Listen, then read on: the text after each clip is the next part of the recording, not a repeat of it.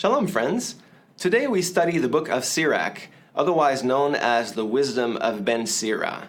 Now, this is another book that is included in the deuterocanonical books, or the Apocrypha, which means that it's recognized as canonical by both Catholics and Orthodox Christians, but not recognized as canonical by Jews and Protestants. So you'll find it accordingly in Catholic and Orthodox Bibles, but not normally in Protestant Bibles. So what is the name of this book? It's called the Book of Ben Sira in the original Hebrew. Ben Sira simply means the son of Sirach. The Greek term is Sirach, and from this we get the term Sirach. And somewhat confusingly, there's also the Latin term, which is Ecclesiasticus.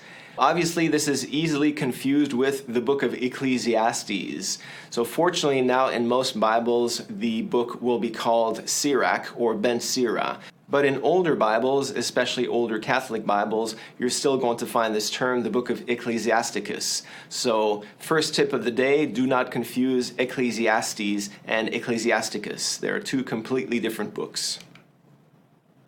The canonicity of the book, as we said, it is deuterocanonical and so not found in the Hebrew canon. And what kind of a book is this? Well, it's an anthology of texts somewhat like Proverbs, but this book has a more defined doctrine than Proverbs. So you're going to find longer thematic units within the book of Sirach, kind of like Proverbs 1 to 9, where you have longer wisdom poems and certain themes that are developed, and not so much like Proverbs 10 to 30, where you have these very short, pithy sayings and aphorisms. So nevertheless, it's probably the closest book to Proverbs in style and in content.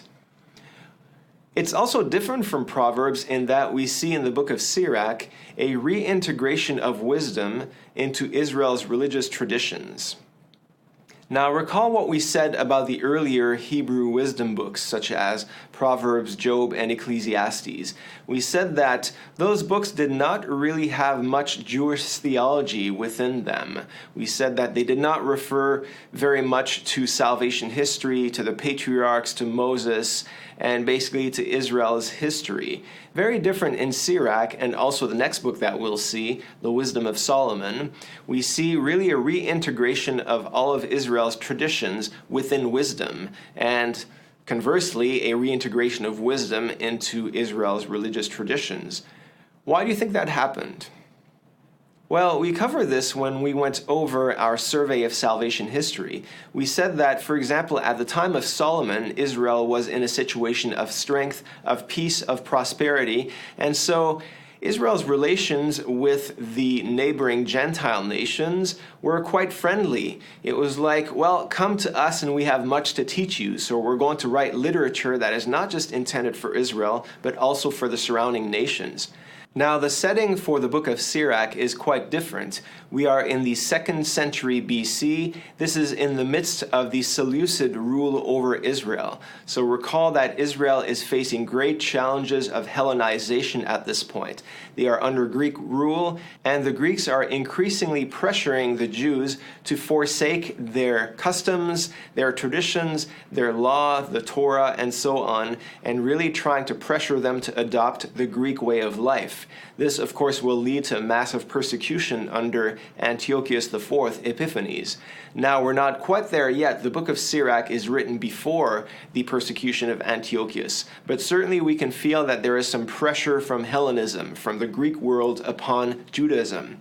So, what kind of literature do you think is going to come out of such a historical setting? It's not so much going to be, oh, we love the Gentiles and we have so much to teach you. It's more like, we hate the Gentiles and we want to keep you out. We want to teach our Jewish brothers and sisters that true wisdom is found in Israel and not in this pagan Gentile literature or Hellenistic literature, customs, and way of life. So we can feel more and more tension in the books of Sirach, and especially in the book of the Wisdom of Solomon, really trying to emphasize the importance of Judaism. And so this is why we see a reintegration of Jewish traditions, of Jewish history within these books. A great interest for salvation history, as we're going to see especially near the end of the book, from chapters 42 to 50 or so. Authorship and date. The book of Sirach is unique in that it is the only wisdom book that can be dated pretty exactly.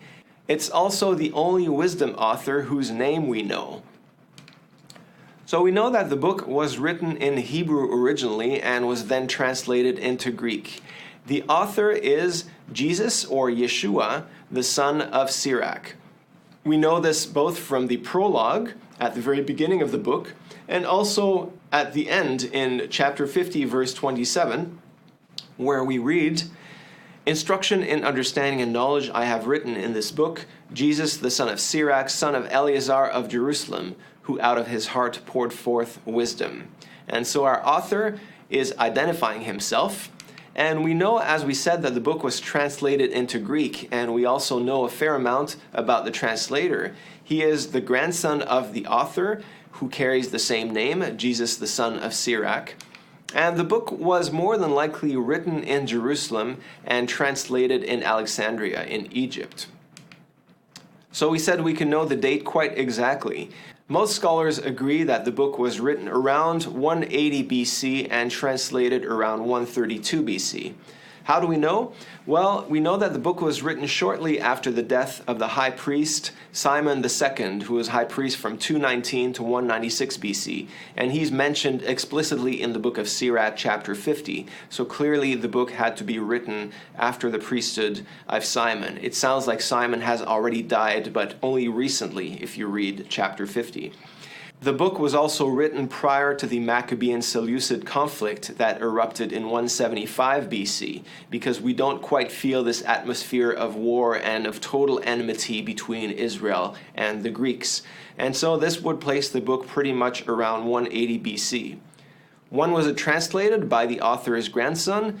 Well, he says in the prologue that he translated his grandfather's Hebrew text into Greek in Alexandria after the 38th year of the reign of Euergetes. And it's commonly acknowledged that this Euergetes is Ptolemy VII, who began to rule in 170 BC. And so if you add up the math, 38 years after 170 BC would give you sometime after 132 BC. So we know for a change with great accuracy when this book was written. Why was it written, though? The occasion or purpose is more than likely an apology for Judaism against the challenge of Hellenism. As we said, emerging out of this situation of increasing tension that's going to lead to a full-scale conflict under Antiochus Epiphanes just a few years later. The text of the book of Sirach has an interesting history as well. We said that the book was written in Hebrew, but this Hebrew text was lost from about 400 to 1900 AD.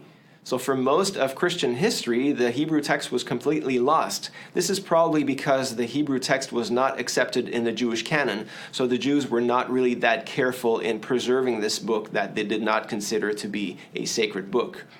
Now, fortunately, in the 20th century, Hebrew fragments were discovered in the Cairo Geniza. What's a Geniza? It's basically an archive for old sacred or religious texts.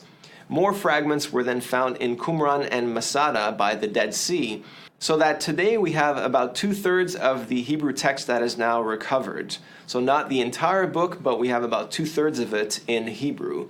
Otherwise, we're familiar with the entire text of Sirach thanks to the Greek versions that were preserved by the Christian Church. So the result is that we have a complicated textual situation. There exists a short text which is considered to be more original, but we also have a longer text which is considered less original. So because of this complicated textual history, there are variations in the verse numbers of modern translations. So depending on which translation of the Bible you read, Some older translations, like the King James, follow the long version, and some more recent translations, such as the RSV, follow the short version. So when you read them in parallel, you're going to find major differences and even differences in the numbering of the verses. The theology of Sirach. We find in Sirach the classical theology of retribution that we find, for example, in Proverbs. So Sirach is conventional in his approach to retribution. In other words, he really believes that you follow the Lord's commandments, God's going to bless you. If you disobey God's commandments, the Lord's going to curse you, or rather, you're going to curse yourself by straying away from the Lord. So unlike Job and Ecclesiastes, Sirach is pretty much holding to the classical theology of retribution. There's some irony in that the book of Sirach, even though it's written in a situation of emerging conflict with the Hellenists, Sirach also betrays traces of Hellenism or of Greek philosophy. So it's almost like the author could not avoid picking up some elements of thought and philosophy within his book, even though he was not particularly pro-Greek. And so what kind of influences? We find, for example, some traces of Stoicism in the book of Sirach. So this idea says that the universe is ruled by the divine logos, which is basically the word or rationality. And this logos is immanent within the world. So human beings have this duty of conforming themselves to nature and to reason as reflections of the logos. Actually, it's not that different from this idea of natural law or even the mat, if you recall this idea of personified wisdom in Egypt. In Stoicism, wisdom consists in the harmony of the individual with the whole. There is a natural law to which the human race ought to conform. Others have seen traces of Epicureanism in the book of Sirach. So life should be ruled by reason, marked by a certain equilibrium, free of bodily pain and inner disquiet. So basically pursue pleasure as much as possible. You want to pursue the pleasant life. And we see traces of that as well in the book of Sirach.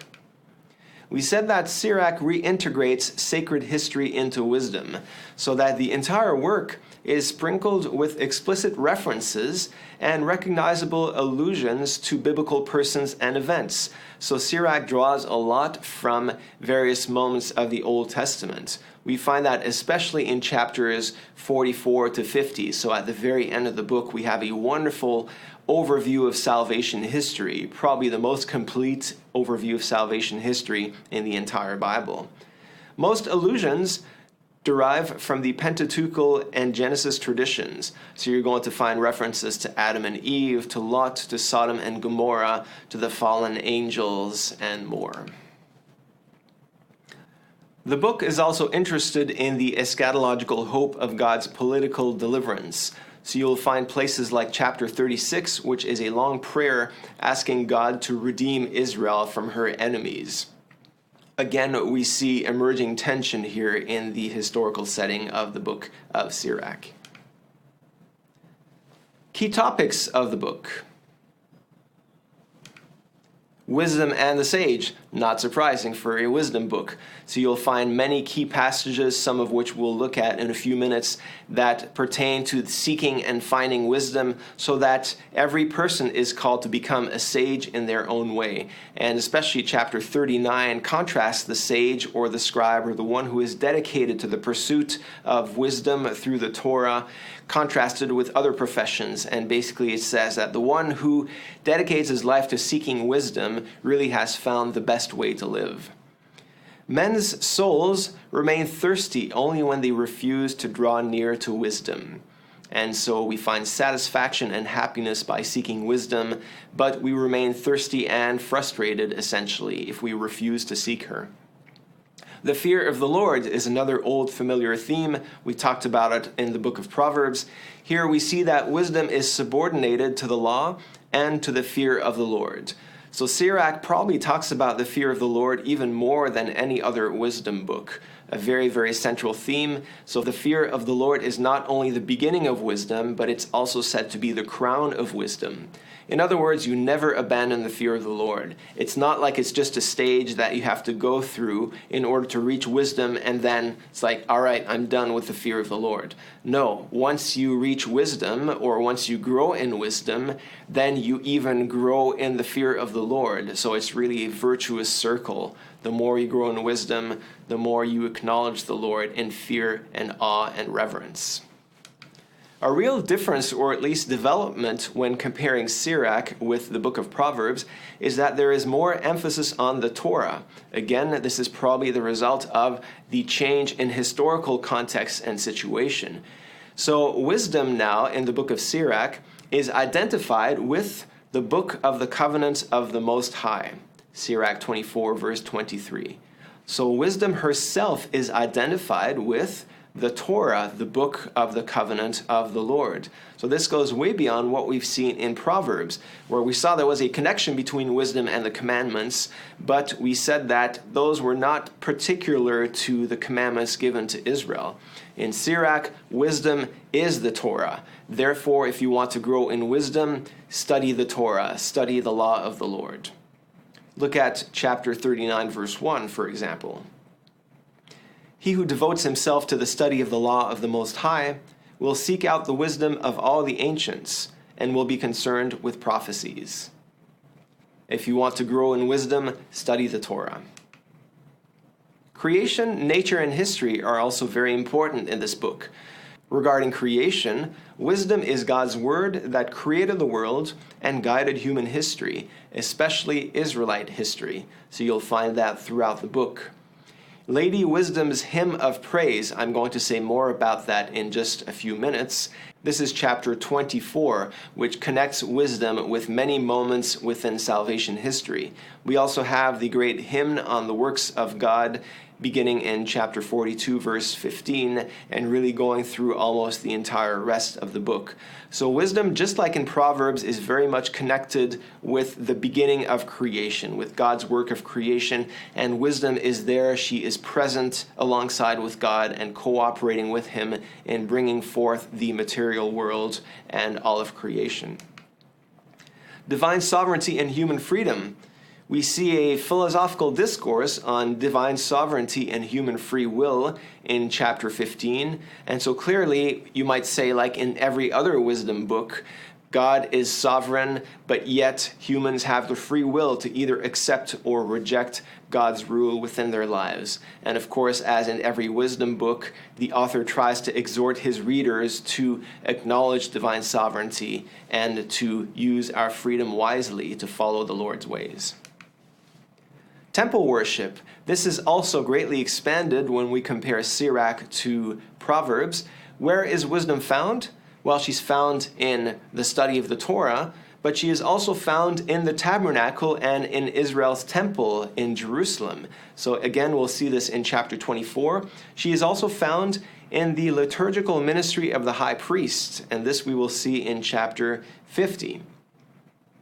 Sirach shows a certain trend in spiritualizing cultic requirements, but without, however, viewing the sacrifices as dispensable. So if you look, for example, at chapter 35, the beginning of the chapter, he who keeps the law makes many offerings. He who heeds the commandments sacrifices a peace offering. So it's comparing observing the Torah and heeding the commandments to offering sacrifices. Same thing, verse 2. He who returns a kindness offers fine flour, that too is offered in the temple, and he who gives alms sacrifices a thank offering. But Sirach still presupposes, it's not dismissing the sacrifices, but it presupposes that sacrifices are still being offered. And you can see this right there in the next few verses. Verse 4, for example, do not appear before the Lord empty-handed, for all these things are to be done because of the commandment. The offering of a righteous man anoints the altar, and its pleasing odor rises before the Most High. So it's saying, yes, there are certain things that are good in studying the Torah and giving alms. They're equivalent to offering sacrifices, but he's still saying we should still offer the sacrifices because they are commanded in God's law. Prayer is also very important in Sirach. Teachings on prayer run through the book. We also have 3 lengthy prayers, one beginning in chapter 22, verse 27, running through chapter 23, a petition for the control of one's words and one's sexual instinct.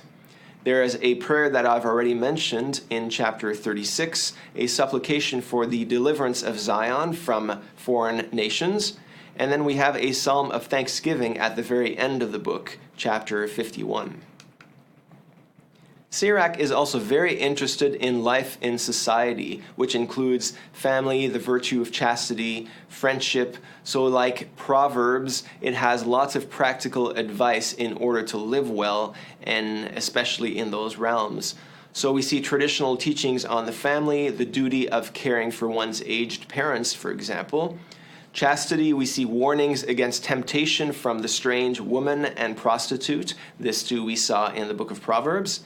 And friendship, we see many very beautiful passages that speak of faithful friendship against a type of fair weather friend who just sticks with you when things go well. So you'll find some of that in chapter 6, chapter 9, chapters 11 and 12, and so on. As we said, Sirach is also interested in eschatology. So Ben Sira nourished strong eschatological hopes that God would manifest his power once again in political events and redeem Israel.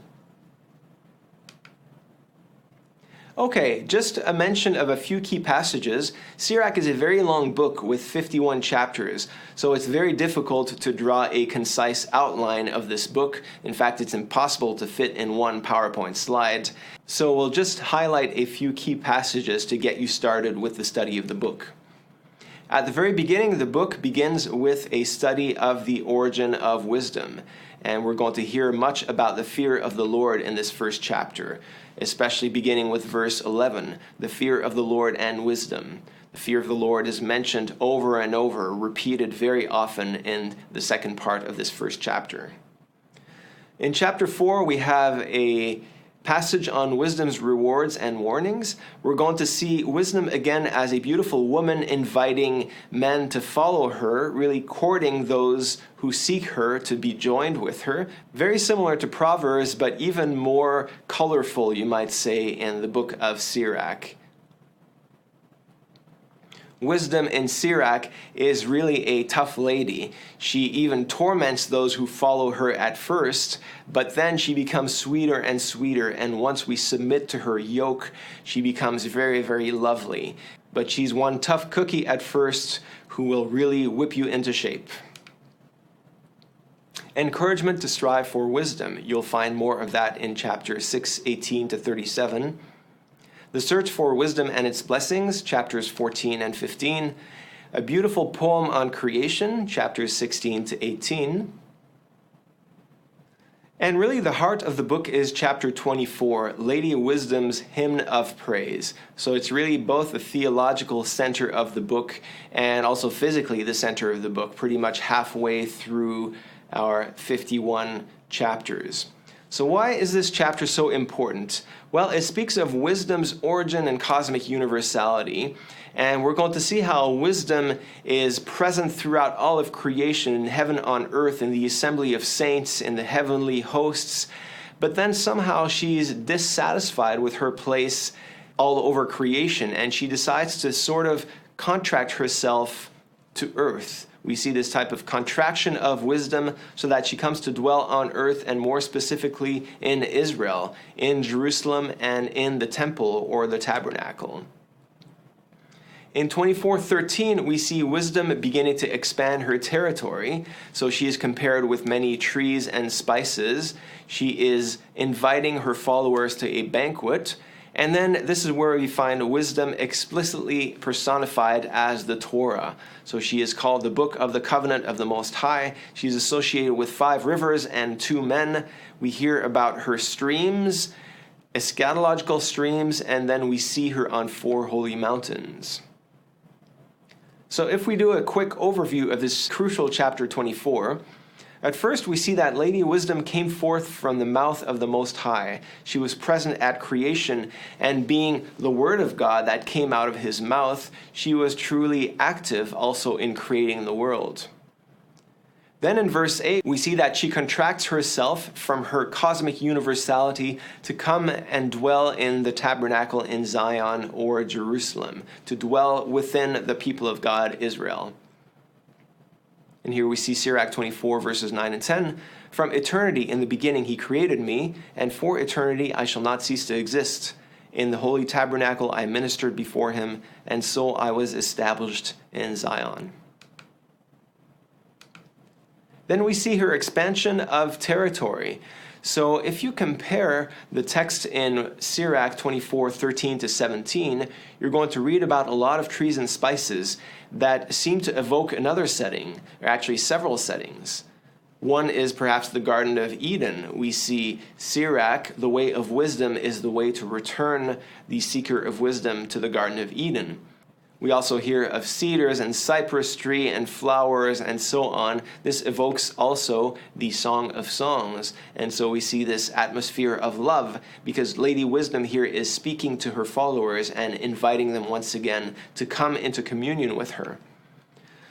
So Sirach 24 evokes the Song of Songs. It evokes the Garden of Eden. It also evokes the tabernacle and temple because many of those spices mentioned in Sirach 24 refer to the anointing oil or the incense that was used in the temple. So Sirach is performing a liturgical ministry here in chapter 24 that connects us not only in a nuptial context with the Song of Songs, not only with the beginning of mankind in the idyllic setting of the Garden of Eden, but also in the tabernacle, in this place where God is worshipped and which was the center of his presence during the wilderness wanderings and later in Jerusalem.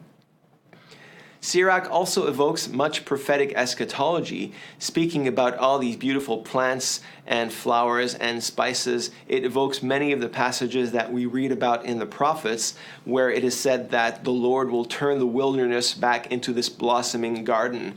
So wisdom also anticipates this idyllic end of the ages when God will restore creation. So truly a beautiful chapter that connects us with many stages of salvation history.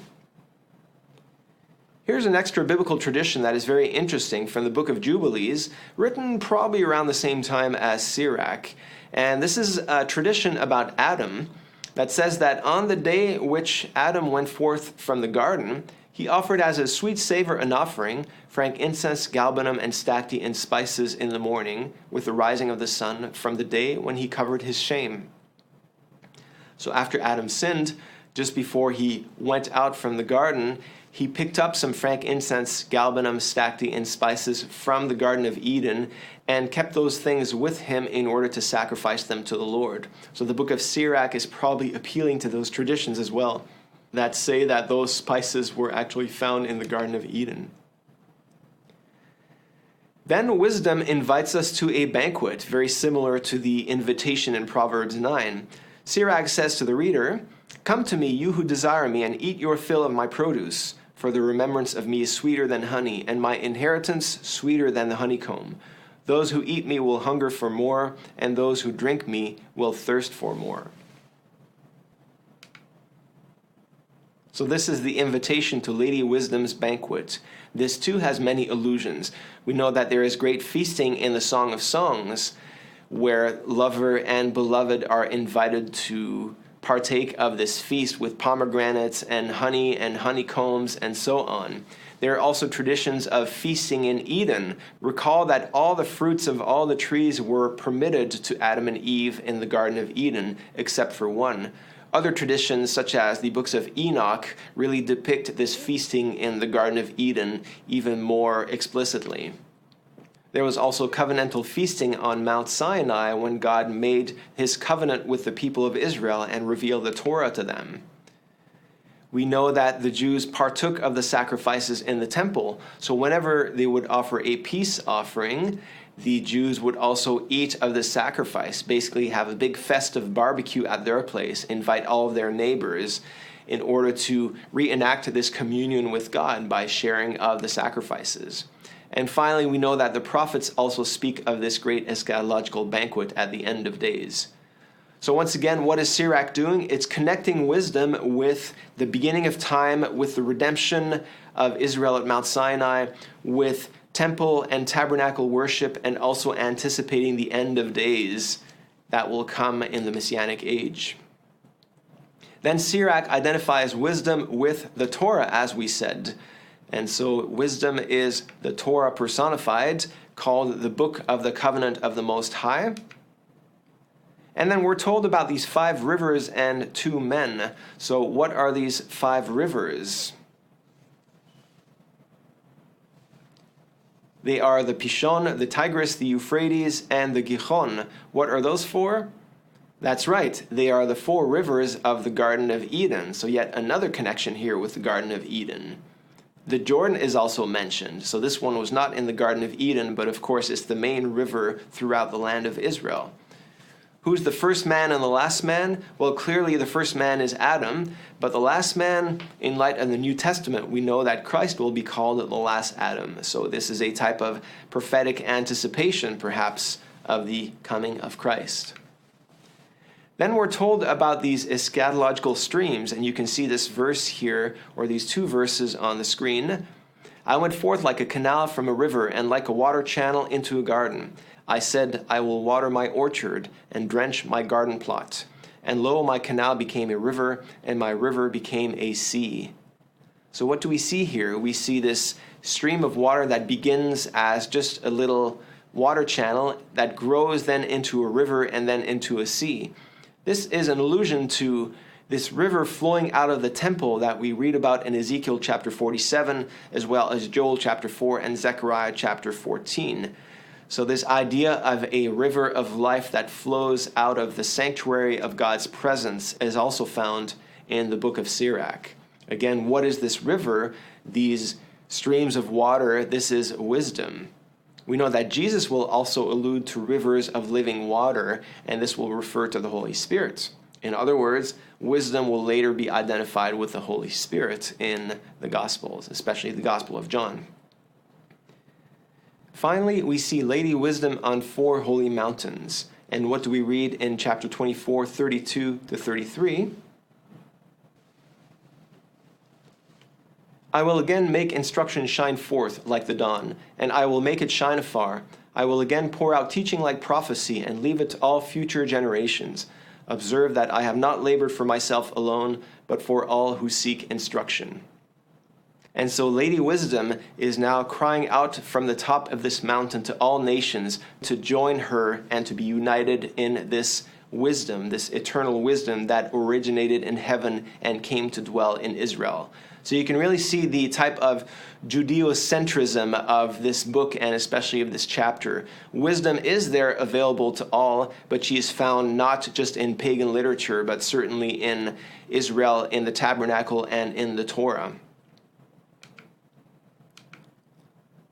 So this idea of wisdom shining forth from this holy mountain evokes also many other passages from the prophets and the Psalms, such as Isaiah chapter 2, Psalm 2, Psalm 48, this idea of the Lord's holy mountain from which he shines upon all the nations. Here is another passage from the book of Jubilees, very interesting, which speaks of Enoch, the ancient patriarch, who burnt the incense of the sanctuary, sweet spices acceptable before the Lord on the mount. For the Lord has 4 places on the earth, the Garden of Eden and the Mount of the East, and this mountain on which thou art this day, Mount Sinai, and Mount Zion, which will be sanctified in the new creation for a sanctification of the earth. So these 4 mountains of the Lord, the Garden of Eden is placed on a mountain, Mount Sinai, Mount Zion, which is Jerusalem, and this mysterious Mount of the East. And so Sirach 24 really connects wisdom with those 4 mountains, saying they're kind of mystically identical. If you want to go back to the Garden of Eden, you have to go through Mount Sinai, through the Torah, and you have to go through Mount Zion, where you have the temple and God's presence dwelling there. So very, very rich in allusions. And all this, once again, is nuptial because there are so many echoes of the Song of Songs in this chapter.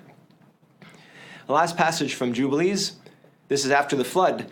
No one knew that the Garden of Eden is the Holy of Holies and the dwelling of the Lord, and Mount Sinai, the center of the desert, and Mount Zion, the center of the navel of the earth. These three were created as holy places facing each other. So geographically, this makes no sense because the Garden of Eden, Mount Sinai, and Mount Zion are all in different places. But mystically and spiritually, they all point to the same thing, which is returning into God's presence in this primordial paradise, which is the place from which we all come from, so to speak, and to which we all long to return.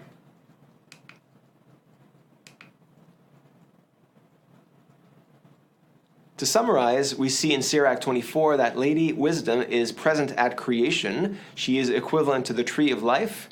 She is identified with the eternal Torah that was given on Mount Sinai.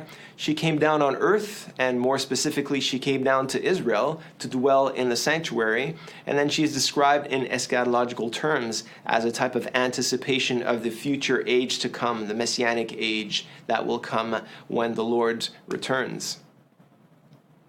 Chapter 39 speaks of the great sage and God's rule over creation. Very interesting chapter that I encourage you to read. And then we see the beginning of this long hymn on the works of God.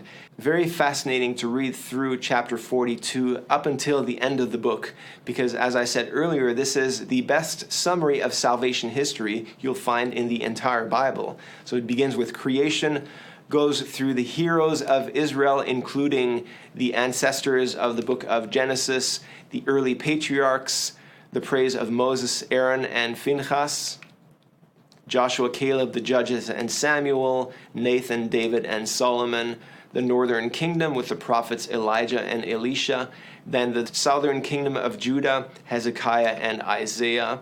Then we have the last great king, Josiah, and the prophets, and then a return to the heroes, early and late, of Israel. So a fantastic overview of salvation history. If you need to refresh your memory on basically biblical history or Old Testament history and you want to find a shortcut, just read Sirach chapters 42 to 50. And this culminates in Simon, the son of Yochanan. And so the Simon, which we mentioned at the very beginning of today's lesson, was the high priest shortly before the book of Sirach was written. He probably was dead at this point, but had just recently died, because Sirach describes him as if this were a very recent memory. So this is chapter 50, where we read about the ministry of Simon the high priest. And this is another very interesting chapter because it alludes to the 7 days of creation, a lot of allusions to Genesis 1. It alludes to 7 speeches that Moses made on building the tabernacle, so it's connecting also with the liturgy in the tabernacle. There's a lot of the same vocabulary and metaphors that we find in chapter 24. So what you see in chapter 24 referring to wisdom, light, spices, trees, flowers, frankincense, and so on, you'll find referring to Simon the high priest in chapter 50. What does this mean? That Simon the high priest in his very ministry is basically acting as the incarnation of wisdom. And so wisdom is found most fully in the ministry of the high priest now working in the temple. Once again, so many connections in this book. It's really fascinating. This concludes this very brief overview of the book of Sirach. As I said, it's a very long book, 51 chapters, so we've only covered a few highlights, but hopefully this will motivate you now to go open the book of Sirach and read the whole thing through. Thanks for watching. See you next time.